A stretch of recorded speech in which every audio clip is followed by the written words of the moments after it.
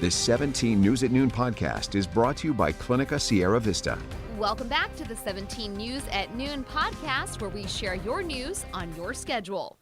Well, good day. I'm Elena Russ. Kern County Fire spent the long holiday weekend cracking down on the use of illegal fireworks, and today we're learning how many people had to pay the price for getting caught.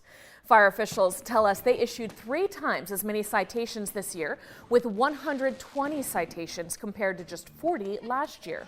KCFD says that's thanks to their new online illegal fireworks reporter and the use of their drone. Yesterday, we were telling you 77 fires were started on the 4th of July.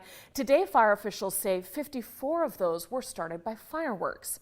But on a positive note, preliminary reports show Kern County Fire did not respond to any firework-related injuries this year. Well, the search continues for 2 men who went missing while swimming in the Kern River on the 4th of July. Witnesses say a group was trying to cross the river near Remington Hot Springs around 12:30 on Monday when 2 men were swept away by the current. Those missing men identified as 19-year-old Samuel Raymondo and 27-year-old Diego Cabo. Family members tell 17 News the men are from Guatemala and currently live in San Fernando. 17's Christian Galeno will have more from the family tonight on 17 News at 5. And now to your 17 Homicide Tracker. We're learning a little more about a 4th of July shooting in southeast Bakersfield. The BPD says it happened shortly after 11 Monday near Martin Luther King Jr. Boulevard and East 10th Street. The coroner identified the woman who was shot and killed as 48-year-old Susanna Ortiz of Bakersfield. Police say another woman was shot. She is listed in stable condition, and a teen boy received non-life-threatening injuries. No arrests have yet been made. If you know anything about this shooting, you're asked to call the BPD. Their number 327-7111. A man accused of street racing and causing a crash that killed a young woman had his court date postponed. That crash happened on Panama Lane on February 2nd. Investigators say Iqbal Singh was driving his Mustang faster than 90 miles an hour, racing with a motorcycle when he crashed head-on into another car, killing 19-year-old Bianca Flores. Singh has pleaded not guilty to second-degree murder, among other charges.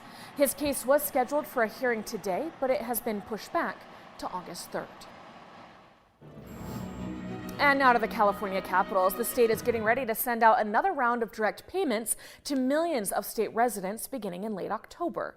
State leaders say an estimated 23 million people will qualify for a tax refund of up to $1,050, but not everyone will be getting one of those checks.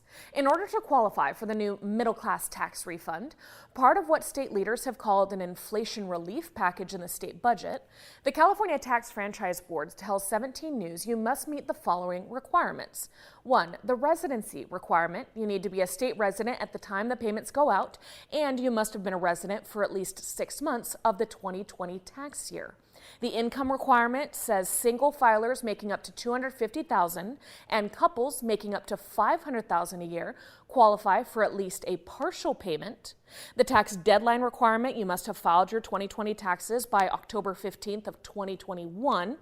And the tax filing status requirement, you cannot have been eligible to be claimed as a dependent during the 2020 tax year. So to follow all that, to read more about these payments and to see if you qualify, head over to our website, kget.com. And meanwhile, California voters will weigh in on 7 ballot initiatives come November. Here's a brief overview. The first asks voters to amend the state constitution to guarantee the right to choose abortion and contraception. Proposition 26 allows federally recognized Native American tribes to operate sports wagering plus roulette and dice games on tribal lands. Prop 27 would legalize online and mobile sports wagering. Prop 28 would provide additional funding for arts and music education in all K-12 public schools. For the 3rd time, voters will be asked to weigh in on another attempt to regulate dialysis providers with Prop 29. Prop 30 would boost funding for infrastructure for zero-emission vehicles, including incentives for consumers. And Prop 31 aims to halt a state law from going into effect that bans the retail sale of some flavored tobacco products. Hello, this is Tim Callahan with Clinica Sierra Vista, and we're excited to unveil the Community Health Center of the Future, our comprehensive care center. It's located right across the street from Memorial Hospital. We have every service under one roof, from family medicine, OBGYN care, dental services for adults and children, behavioral health, and much more. So find your way to better care at Clinica Sierra Vista this year at our Comprehensive Care Center. Visit our website, clinicasierravista.org, for the latest on this project. We'll see you soon. Well, in business news, the Kern Community Foundation is now accepting applications for the City of Bakersfield's 2022-2023 Youth Jobs Program City Hall Fellowship. The City Hall Fellowship Program is an 11-month paid fellowship.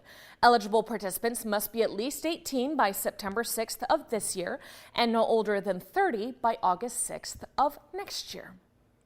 And now to some travel news. About 8.8 million passengers flew over the holiday weekend, braving delays and cancellations and higher airfare costs. The flight cost tracker Hopper reports average airfare stands at about $360. That's higher than any average airfare in 2018 and 2019. Hopper says 23% of flights departing in the U.S. airports were delayed in the month of June, and delay rates have begun improving recently only because airlines are proactively canceling flights that they cannot service on time. As a result, cancellations have risen by 43% compared to June of 2019 before the pandemic. But look at this, traveling to Europe getting a lot cheaper. The euro has dropped 8% against our currency this year, with €1 now only worth about 3 cents more than the dollar. That is the lowest the euro has been in 20 years. Many currency analysts think it could go even lower, with the dollar and euro eventually reaching exact equal value. The reason for the euro's decline? The war in Ukraine, high energy prices, and fears over an impending recession. All right, and looking ahead, the summer concert series at the Marketplace returns tomorrow. The weekly Concert by the Fountain is a free show every Thursday in July and August from 7 to 9 p.m. Foster Campbell and Friends will kick off the summer event this Thursday. That's tomorrow. I'm so excited, with their Motown and R&B sound. Other headliners include TCB Music and Mento Buru. To check out the list of performers and each Thursday that they're set to play, just go to our website, kget.com. All right, now for the latest in coronavirus news. COVID-19 continues to be the third leading cause of death for adults ages 45 to 54 in the U.S. last year, according to an analysis by researchers at the National Cancer Institute. Heart disease still the #1 cause of death, followed by cancer.